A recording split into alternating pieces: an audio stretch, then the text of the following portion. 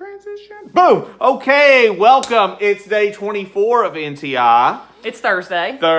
Yay. April 20. Tomorrow's Friday. Woo woo! Fun Friday.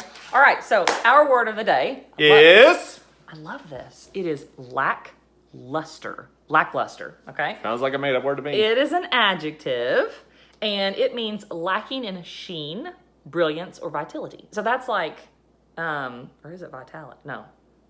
It's vitality, actually. It's not vitality. It's vitality. I messed that up. Anyway, so that fired. means it's not like, it doesn't like sparkle and shine. And it also means dull or mediocre. And a sentence you could say, the actor gave a lackluster performance. And in its earliest uses, it was actually used to describe the face or the eyes. So you've got a lackluster face. You have lots of luster in your shiny forehead, but not in your I'm going to throw punch you right here. Yeah. So, and its earliest use was in a Shakespearean play. Ooh. Yes. Fancy smancy. Yes. What was that? Well, I think it's, I forget what the name was. I have that later on in my notes. So. Okay, moving on. So some national days, because there are 1,500 of them. Or more. We have National Picnic Day. You could go out and have a picnic, but not today. It's kind of rainy today. It is kind of rainy. World Book Day. You should be reading a book about Or more. maybe the world. Yeah. Celebrate teen literature. Most of you are either teens or preteens. And so that issue you need to be reading. It's also called young adult literature. That's the adult technical. literature. If you're looking in the library, you want to go to the YA section, which not right now, but online you can. It's movie theater day, but cancel. I'm actually not a fan of movie theaters. I don't like to go to movies. I'm not surprised. I don't. I just don't like to go to movies. It's National Cherry Cheesecake Day. You can make a cheesecake. I like cheesecake. I'm not a big... And I like cherry filling. I don't like the actual hard cherries or like the full cherry. I like the fruit. I like the filling in pie, but I don't like cheesecake. Really. No. I mean, I'd eat it. I like the graham cracker. Man, I can't believe we're friends. It's also National Lost Day Awareness. National Lost Dog Awareness Day. Lost Dog Awareness Day. This one probably speaks out to Miss Jenny Atkins, the Miss Jenny Atkins, because she probably loves dogs and Yeah, but she doesn't lose her dogs. she doesn't lose her dogs. But Don't lose your dogs. Don't If lose you your lose dogs. them, look for them. Get them microchipped. today's go out and find a lost dog. It's English Language Day. It's also Spanish Language Day. Okay. It's also Take a Chance Day. Now I wouldn't be going out to stores that you shouldn't be going to and taking that kind of chance, but you could take a chance on write a poem. I was gonna say that. Seriously? That's why Write a poem, write a song, do an art project and do an share art it. project. Just draw. It's also Take Your Sons and Daughters to Work Day. Well, that's... Which I'm actually not. I mean, I'm working, but I'm not actually going. Actually, I did go there today. I forgot about it, but I didn't take my kids. So, you can't probably be doing that right now. It's probably frowned upon. Well, but a lot of people are working at home, so their kids are like with them anyway. Yeah. All right, those are all the national days I have for today. All right, so Miss Mason, the star. Well, I'm not the star, but I have the most information that I'm very excited about today because today is the anniversary of both. I should say that in a different way. It's the anniversary of Shakespeare's birth and his death. Ooh. Yes. So listen to this. This is what is crazy. So he was not born in like of noble stature, okay, or noble lineage. He didn't come from a noble family. So he was more. His dad was Like a me. laborer. Yes. Like right. me. Right. His dad was like a laborer, and so they are not quite sure of his records. But he was baptized on the 26th of April. And so you say, well, Miss Mason, how do you know that he was born on the 23rd? Well, in that time, it was customary for children to be baptized 3 days after they were born. So if the records show that he was baptized on the 26th, more than likely he was born the 23rd, which is kind of cool. So I have some very interesting information about Shakespeare. William Shakespeare, wonderful playwright. The William Shakespeare. Yeah, I mean, like, this is a big deal, okay? And there might be some facts in here, Mr. Hood, that you don't know about. So here we go. So, his dad was a leather trader and a bailiff. Is a bailiff like the person who... Is a bailiff like what? Is the bailiff what? Is the bailiff like a person who helps keep people who break the law in jail or goes and gets them? Maybe. I don't Or something know. like that. I don't know. That should have been our word of the day, bailiff.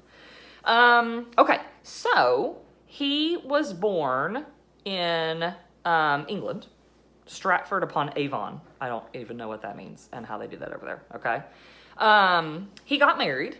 And he married an older woman. Mm-hmm. He had 3 children. He had a set of twins, but only 2 of his children lived into adulthood. And there was a long period of time after his twins were born. There was like an 8 or 9 period of time that they didn't know what Shakespeare did. There was no record of him, and that drives historians nuts. So what these historians had to do is they had to make inferences, which are guesses. You take evidence and logical reasoning and you what you do know, and you put it together and you make a guess. And so they think that he had already started writing and was making a name for himself in the playwright world. Okay, so the first reference to Shakespeare as a London playwright came in 1592, when a fellow playwright kind of wrote about him derogatorily on his deathbed, like not in a good way. So this playwright didn't like Shakespeare, and so he wrote about him. So they're like, okay. He died on the same day, He died on April 23rd of 1616, and now, over 400 years later, his plays and poetry are performed more than any other time in the world. Like, the longer he's been gone, the more his work is performed, read, all that kind of stuff. It's very cool. Okay, now here are some things that you may not know about Shakespeare. Okay? His parents and his children were more than likely illiterate. What's illiterate mean? They can't read or write. Yes. So you think this phenomenal playwright, more than likely his parents and his children, he did not teach his children how to read and write. It's kind of disappointing. Already said that nobody knew what was happening with him between 1585 and 1592. But there was one account, a 17th century account, and it said he fled his hometown after poaching a deer from a local politician's estate. So we talked about the word poaching in class, and that means you kill a deer unlawfully. And so that's kind of at least that was one thing that they think he did. He created hundreds of words that we use now in our English language. Like he what? was noted, okay? You know. So, like lackluster. I don't know what that means. That was our word of the day, okay? Fashionable. Oh, yeah. I know what Fashionable. means. Sanctimonious. Eyeball. Man. Eyeball. He's legit. Lackluster came from as you like it. And the expressions, a foregone conclusion, in a pickle. Like if you're in a pickle, that means you're, there's something. We got to figure out what Miss to do. Fanny would like to be in a pickle.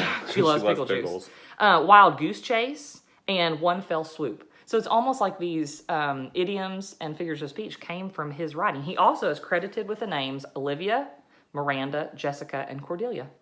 I'm going to go home and make up some words. Wouldn't that be cool to be noted? I mean, there was a huge list of words that he created from his plays. Okay. It says we probably don't spell his name correctly because in history, he spelled his name different ways all the time. All the time. And Google this because there's all kinds of different examples of how his name was spelled. Okay. Now, here's what's kind of crazy. And this is what makes me think, some people think, not me, because I don't know enough about him, I'm not a historian. Some people think that Shakespeare was a fraud. What's a fraud mean? So a fraud means that he was not like legit. Okay? So he's a fake. Yes. So the reason they think that is because he wrote in a way that was very educated, and he wrote about very sophisticated things that at that time, you know more about this than I do, Hood. At that time, people that were not of noble stature or noble lineage or whatever you call it wouldn't know about how the runnings of court and how the things that they did and the workings of the government. And so people thought, wait a second, how does he know all these things if he really was the son of a leather trader or smith or whatever? And so what some people think is that it was basically Shakespeare was actually a combination of several different writers who were heavy into politics and had noble blood, but they didn't want to be known, and so they used that name altogether. Now, I have heard that. The flip side of that, some historians say, no, that's ridiculous, but more than likely, he may have collaborated with some of those individuals to get his idea. You know, here's the thing. If you read his work, And some of his more popular pieces of work are Romeo and Juliet, Macbeth, Othello, Hamlet, Midsummer Night's Dream, Much Ado About Nothing, Julius Caesar. There's tons of them. But if you read them, they're all they're written in very similar ways. And so I think it'd be very difficult for different writers to mimic That so the same way. yes, I mean, because it's like a masterpiece. So anyway, it's totally cool. All kinds of things are parodies or are built off of Shakespeare's work. So I think it's cool. Of course, I am an English teacher, but yeah, I can tell you're really bored. I am not bored. There you go. I learned that he was a fraud. I learned that his parents and his brothers and sisters were illiterate. I learned that he created words. Good Quiz job. me. I just had a formative assessment. Some think he might have been a school teacher at one point too. Oh, then he was super cool. Yeah, I thought that was cool. 400. I tell my kids this all the time because I teach about really old things. Yeah. Like the Egyptians and stuff. And I'm worried that nobody's going to talk about me in 400 years. Like, You should write a book about yourself. I know, but still don't think it'd be good enough to be anyway. Well, what are you going to do that's really substantial in your life besides raising your children and being I know. a good person and being a great teacher? That's hang on, let's not talk about that. Especially right now in this time of Anyway, virtual work. so this is two crazy teachers signing off again, and we'll see you tomorrow. Bye.